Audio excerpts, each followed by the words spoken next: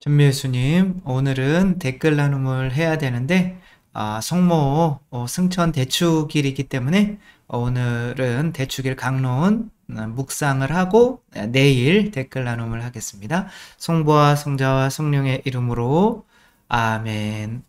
오늘은 성모님께서 예수님께서 하늘로 먼저 승천하셔서 영광을 받으신 것처럼 성모님도 하늘로 이제 승천하셨다라고 하는 날인데, 그 라틴어나 그런 것으로 보면 우리나라 말로는 승천이라는 같은 뜻으로 쓰이지만 실제로 예수님의 승천은 이제 아센시오, 그래서 능동태예요. 그러니까 내가 올라갔다. 그러니까 하느님이니까. 근데 이제 성모님은 이제 아숨시오가 돼요. 그러니까 수동태인 거죠. 올림을 받으셨다. 근데 이제 우리는 둘 다 성모 승천으로 이렇게 승천으로 해가지고 같게 쓰이는데, 실제로는 성모님은 이제 하느님 덕분으로 구원받는 인간의 모델을 이제 상징하는 거죠. 우리의 미래, 우리가 하느님이 아니라 하느님과 하나가 됨으로써 하느님 덕분으로 우리가 쫓겨났던 에덴 동산으로 다시 돌아가는 어떤 이런 우리 미래 구원의 모습을 나타내죠. 성모 승천을 항상 생각하면서 우리가 쫓겨났던 에덴 동산으로 성모님처럼 돌아가야겠다라고 본받는 시간인 거죠. 하느님께서 성모 마리아를 하늘로 불러 올리신 이유는 성모 마리아를 통해서 예수님이 육체를 받으셨죠. 인성을 받으셨죠. 근데 예수님이 그 인성을 가지고 하늘로 올라갔다는 것 자체가 성모님께서 예수님께 주셨던 그 살과 피 안에는 죄가 섞여 있지 않았다라고 하는 것을 증명해 주는 거죠. 우리 모두는 원죄를 가지고 태어나서 밀가루로 보면 뭐 모래나 이렇게 검은 땡땡이 같은 것들이 섞여서 이제 더러운 거죠.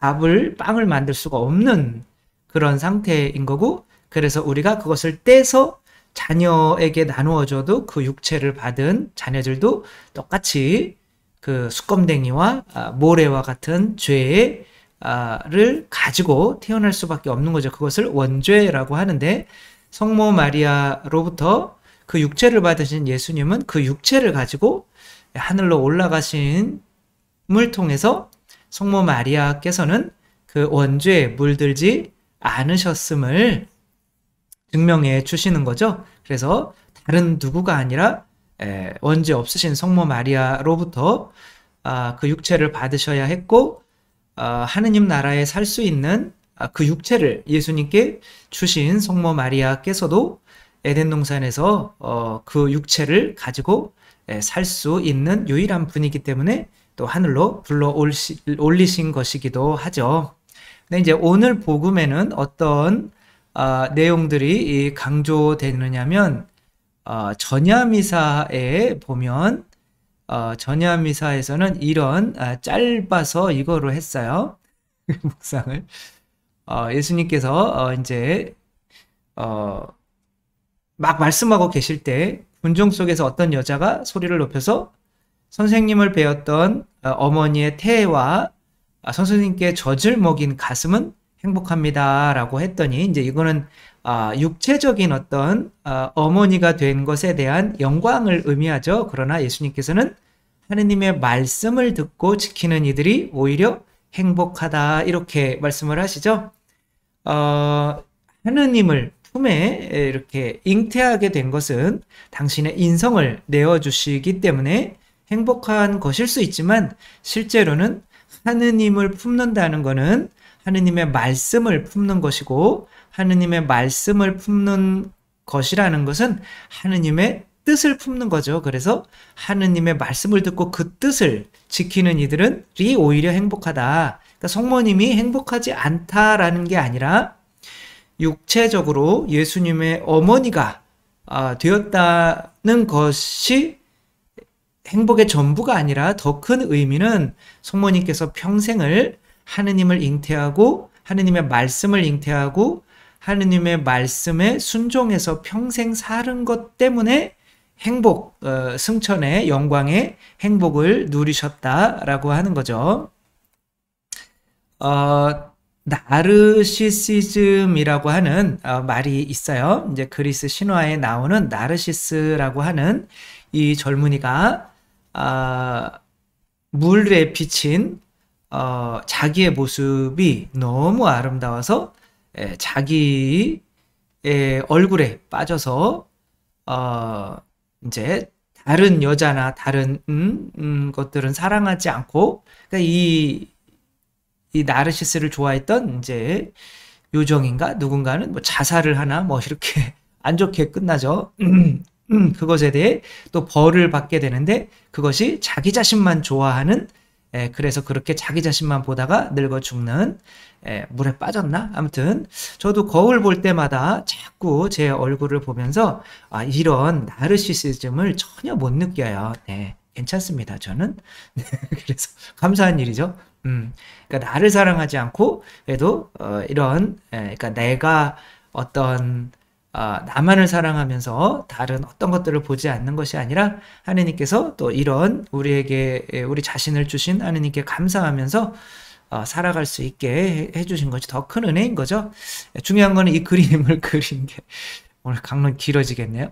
이게 중요한 게 아니라 이 그림을 그린 도대체 나를 사랑하는 것과 하느님을 사랑하는 것과 그것이 정말 그 사이에서 갈등을 많이 느꼈던 이 그림을 그린 정말 위대한 화가 까라바지오라고 하는 그 사람의 이야기인 거죠. 까라바지오는 정말 뭐 천재, 당시에 이렇게 막 빛을 통해서 이렇게 빛을 비추이는 것으로 이렇게 정말 그림을 이렇게 어둡고 밝은 것을 정말 잘 표현했고, 원초적으로 정말 인간을 그려냈었던 이 까라바지오가, 당시는 뭐 1300년대, 뭐 1400년대, 1300년대, 1400년대 이제 르네상스가 시작되면서 이제 또 그게 부자들이 많이 생기면서 이제 그림을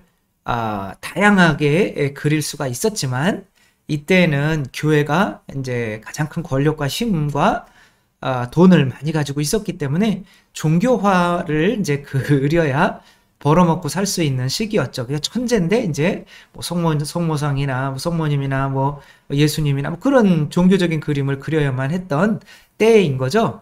근데 이제 인간은 그런 거를 그리면서 이제 천재인데 벌어먹고 사는데, 그 재능에 비해서 이제 신앙심은 없었고,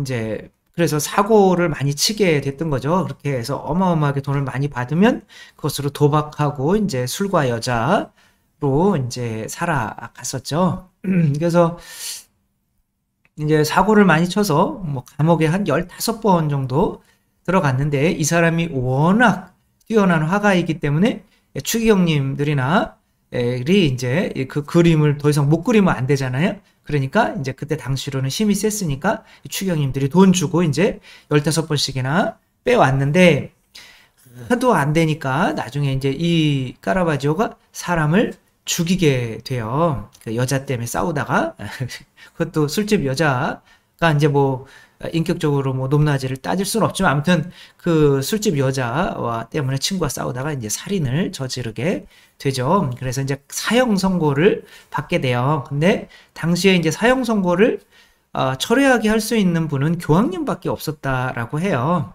그래서 이제 추경님도 그거는 우리는 어쩔 수 없다. 그러니까 이거 절단 났다 이거. 그러면 이제 탈옥을 해서 이태리 남부에 가면 몰타 섬이라고 있어요. 그 몰타 섬에서 숨어서 이제 살면서 너무 잡혀서 죽는 게 두려워서 이제 잘 때도 신발 신고 옷 입고 칼을 항상 차고 잠을 잤고 뭐 실제로 막 여러 번 막 높은 데서 뛰어내려서 다리도 다치고 그래서 몇 년 동안 그렇게 사니까 정말 피폐한 사람이 된 거죠. 그러면 이렇게 사느니 그러니까 나 자신만 보고 살아왔던 거죠. 이렇게 사느니 죽는 게 낫겠다. 차라리 내가 교황님께 정말 어렸을 때 그 순수하게 성당 다니던 그 까라바지오로 돌아와야 됐다. 그래서 교황님 저 사면 좀 해주십시오. 라는 그림을 이제 어떤 그림으로 그렸냐면 이 다윗과 골리앗으로 그린 거죠. 그러니까 이 그림은 자기의 참회를 나타내는 그림이죠. 그래서 이 젊은 다윗이 골리앗의 목을 쳐서 이렇게 들고 있는 그림인데 제가 칼에 찔려 있어서 이쪽으로 좀 오지만 또 이 골리앗의 얼굴도 그렇게 친근하진 않지만 이 두 얼굴이 바로 자기의 자화상이라고 해요. 그러면 겸손은 교만을 이긴다라고 칼에 뭐 새겨넣기도 했었다는데 그러면 이제 그렇게 방탕한 생활을 하던 까라바지오는 죽었습니다. 그게 내 자아죠. 그렇죠? 골리앗. 내 안에 있는 자아, 내 골리앗을 이제 믿음으로 죽였습니다. 이제 겸손한 다윗만이 남았습니다. 라는 이 그림을 들고 교황님한테 가다가 도둑으로 오인 받아서 너 같은 이렇게 놈이 어떻게 뭐 화가냐 뭐 그래가지고 이제 잡혀갔죠. 그러니까 그 배에 실었던 이 그림을 가져 나올 수가 없었던 거죠. 그러나 이제 너 도둑놈이 아니었구나 미안하다 살인자인데 그래도 이게 놓아준 거죠. 그래가지고 이제 그 배를 쫓아가는 거죠. 근데 이제 배는 이미 먼 데까지 가서 그렇게 쫓아가다가 결국에는 그림을 뭐 찾지를 못하고 말라리아에 걸려서 교황님도 만나보지 못하고 죽게 된 거죠. 까라바지오가 이 그림에 이만큼 많은 애정을 이 그림을 미 아니면 내가 얼마나 회개를 했는지를 교황님한테 표현할 길이 없는 거잖아요. 그럼 교황님이 너는 죽어야겠다 그럴 수 있잖아요. 근데 이 자기의 뜻을 온전히 정말 표현한 이 그림만이 교황님을 설득해 줄 수가 있었기 때문에 이것을 목숨 걸고 쫓아갈 수밖에 없었던 거죠. 그래서 내가 무언가를 좋아하고 있다면 거기에 내 뜻이 들어가 있기 때문에 그것을 소중하게 내가 다시 가져오려고 할 수밖에 없는 거죠. 따라서 성모님께서 승천하셨다는 것은 하느님의 뜻이 그만큼 성모님 안에 많이 들어가 있기 때문에 그런 거죠. 여러분들이 자녀를 사랑하시잖아요. 근데 그 자녀를 여러분들이 사실은 처음부터 사랑하신 것이 아니죠. 어떤 분들은 정말 자기 자신도 모르게 낙태라는 것을 한 적도 있잖아요. 그쵸? 근데 그때는 물론 마음이 아프고 하지만 태어나서 자란 때보다 그래도 덜 아프단 말이에요. 그러니까 그런 행위를 할 수가 있는 거죠. 근데 점점점 자라면서 아기를 낳고 하면 이제 부모들의 뜻이 이 아이들에게 흡수가 돼요. 밥 먹이면서 너 두 발로 걸었으면 좋겠다. 너 말도 했으면 좋겠다. 너 훌륭히 자랐으면 좋겠다. 이 부모의 뜻이 아이들에게 스며들기 시작해요. 이제 피로 스며드는 거죠. 그러니까 이게 아이들도 밥 먹으면서 이 부모님의 뜻을 따라주기 위해서 공부를 열심히 하고 이렇게 가는 거죠. 그러니까 부모님들의 보석이 그 뜻이 그 아이들 안에 그 그릇 안에 들어갔기 때문에 내 보석이 들어있는 이 아이를 사랑할 수밖에 없게 되는 거죠. 누구든지 자기 자신만 사랑해요. 결국에는 하느님은 안 그렇다. 천만의 말씀이 하느님도 그러셔요. 왜? 우리는 하느님 닮았어요. 결국에는 자기 자신 사랑하는 거거든요. 그래서 하느님도 당신의 뜻이 들어있는 성모 마리아만 이렇게 하늘로 올려보내시잖아요. 그리고 당신의 뜻을 거부하는 가룟유다는 안 됐지만 쓸모없는 그릇이 되어버렸기 때문에 이제 지옥에 갈 수밖에 없는 거죠. 그러니까 하느님은 다 사랑해요. 지옥에 있는 사람도 사랑해요. 천만의 말씀입니다. 우리 인간이 하느님을 닮았잖아요. 인간도 결국에는 내 뜻이 들어있는 거를 사랑한단 말이야. 왜냐면 내 뜻을 거기에 넣기 위해서 내 피를 흘려야만 되는 거거든요. 카라바지오가 이 그림을 그리기 위해서 자기 뜻을 이 안에 넣기 위해서 정말 이 그림을 그리는데 피를 흘렸거든요. 그렇게 피를 흘렸기 때문에 소중하기 때문에 이 그림을 다시 찾기 위해서 그 고생을 하게 되는 거죠. 진주 귀걸이를 한 소녀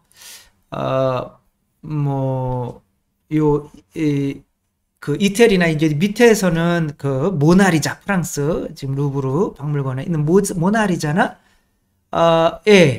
버금가는 그림이다라고 하는 이 그림을 그리신 분은 생각이 안 나요. 찾아보면 인터넷 찾아보면 다 나오거든요. 근데 이제 이 그림이 모나리자만큼 좀 북쪽에서는 정말 그거와 대비되는 훌륭한 그림으로 명작으로 꼽히고 있죠. 이 그림을 그리기 전에 이 화가는 굉장히 무명이었어요. 근데 이제 이 그림을 그 진주 귀걸이를 이제 진주 귀걸이를 하기에는 너무 옷이 수수한 거죠. 그냥 하녀처럼. 그리고 뭔가 정말 이 바라보는 눈빛이 뭔가 이렇게 무슨 얘기인지 아시겠죠? 그러고 이렇게 아무튼 묘한 그리고 정말 이런 유화로 정말 어마어마한 그림으로 이렇게 여겨지고 있는데 뭐 저는 잘 모르지만 아무튼 그렇게 된 것을 영화화한 게 진주 목걸이를 아니구나 목걸이가 진주가 더 많이 들어가긴 하죠. 귀걸이를 한 이 소녀의 이야기. 이 소녀는 원래 그 아버지가 16살이었는데 이제 성모님을 약간 상징하는 거죠. 그러니까 성모님의 희생. 16살이었는데 성모님도 16살 때 아기를 잉태해서 낳으시죠. 그때 아버지는 이 자녀들을 참 사랑했는데 높은 곳에서 떨어지셔서 팔과 이제 눈이나 이런 게 다치셔서 일을 할 수가 없게 돼서 16살에 이제 하녀로 이렇게 들어가게 된 거죠. 근데 이제 이 하녀로 이 그림을 그리는 이 화가의 이 모습은 너무나 음란하고 그렇게 보이죠. 그럴 때는 항상 이렇게 중간에 껴 있어야 되는 거죠. 이렇게 필요 없는 말을 하고 있네요. 그래서 이렇게 정말 이 자매는 왜 눈물을 흘리고 있을까? 또 우리들은 지금 어떠한 시선으로 이 하녀로 들어온 이 여인의 그림을 그리는 이 화가를 또 어떠한 시선으로 또 이 여인을 또 어떠한 시선으로 바라보고 있는가? 그러니까 이 여인이 이제 이 집에 들어왔더니 어마어마한 반대가 부딪히죠. 그리고 약간 이제 그 화가가 뭘 돈을 받아서 이렇게 그림을 그려줘야 되는데 이 돈을 대는 그 그림을 사는 사람이 이제 부자 사람이에요. 이게 이제 지금 네덜란드 그쪽에 이제 부자 아주 부자 이 사람이 지금 시중을 드는 이 여인까지 지금 이렇게 잡고 희롱을 하면서 뭐 내가 그림 지금까지 뭐 했는데 뭐 내가 보니까 이 여인 그리면은 내가 한번 사볼게. 그러니까 정말 먹고는 살아야 되고 하니까 지금 이 화가는 요 분이 이제 장모님이고 그 뒤에 있는 분이 딸이고 그러니까 이제 부인이시고 그 다음에 이제 요 젊은 여자애가 이제 또 앙큼 뭐랄까 아무튼 이제 다 엄마한테 이제 일러 바쳐가지고 지금 이제 주인이 이제 매를 지금 밑에 이렇게 누워 있어 이렇게 매를 때리는 거예요. 그러니까 아빠랑 지금 안 좋은 지금 상황이다 막 이렇게 해가지고 근데 이제 돈을 벌어야 되니까 이제 매를 맞는 거죠. 그리고 이렇게 또 그림 다 그리면은 이 여인을 내가 하녀로 한번 써야겠다. 뭐 이런 식으로 또 희롱도 하고, 그런데 그 와중에 또 푸주간 집 아들은 또 이 자매를 좋아하게 된 거예요. 그래가지고 지금 이제 골치 아픈 상황인 거죠. 그래서 거기에 빠지면 안 된다. 그 남자가 그렸던 여인들은 다 아이를 잉태했다. 그런 거예요. 근데 이제 이 사람이랑 지내다가 보니까 이 사람은 그렇게 음란한 사람이 아닌 거예요.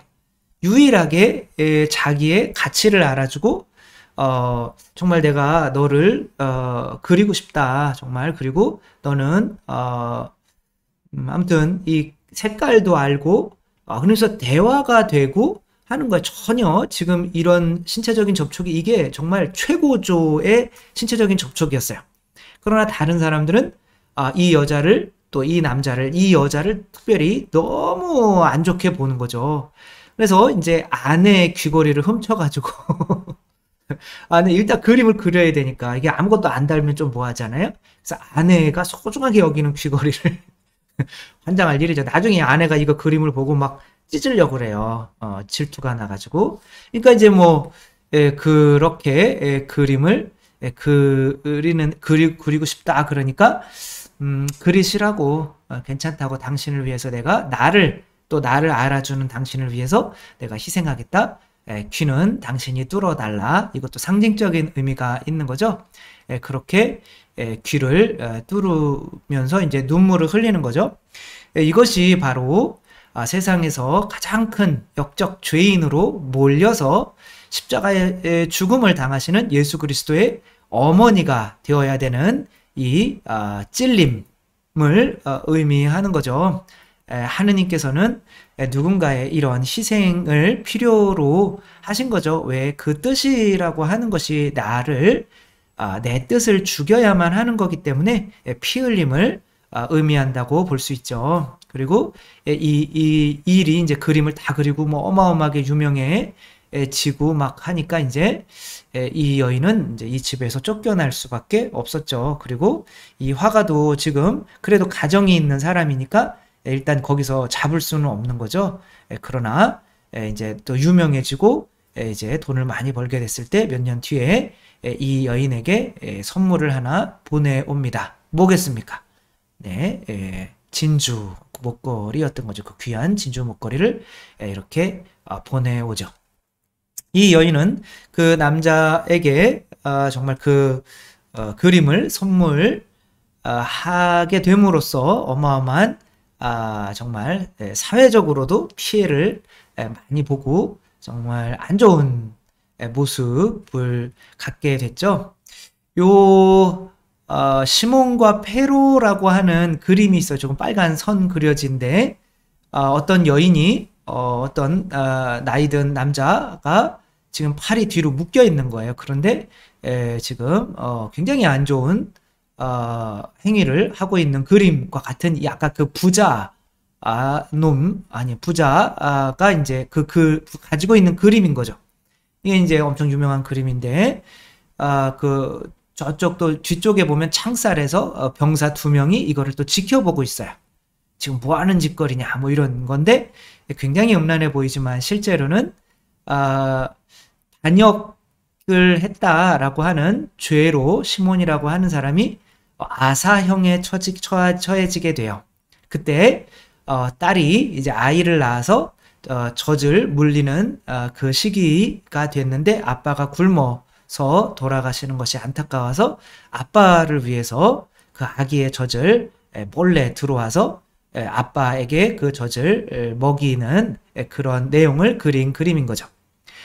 이제 마찬가지인 거죠. 성모님이나 정말 어떤 사람들은 너무너무 안 좋게 이야기를 하죠.